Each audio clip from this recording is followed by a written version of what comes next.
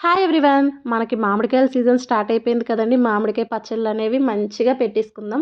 ఇవాళ మామిడికాయ తురుము పచ్చడిని చాలా ఈజీగా, క్విక్‌గా అయిపోయేటట్టు ఎలా పెట్టుకోవాలో చూసేద్దాం. ముందుగా మామిడికాయలు తీసుకొని, ముక్కలు కట్ చేసేసుకొని, నీట్‌గా క్లీన్ చేసుకున్న తర్వాత పొడిగుడ్డతో తుడుచుకొని పక్కన పెట్టుకొని, తొక్కంతా పీల్చేసేయండి. ఈలోపు ఒక ప్యాన్‌లో 2 స్పూన్లు ఆవాలు, 1 స్పూన్ మెంతులు వేగించుకొని, అవి చల్లారిన తర్వాత పొడి చేసేసుకోండి.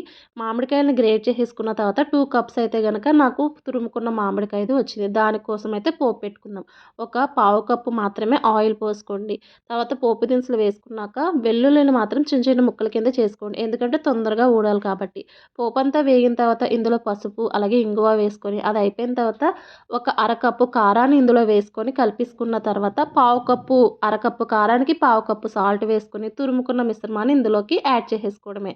ఒక 5 అవర్స్ గనక ఇలా రెస్ట్ పెట్టి ఉంచేస్తే చక్కగా మన పచ్చడి రెడీ అయిపోతది. చక్కగా ఎంజాయ్ చేయండి.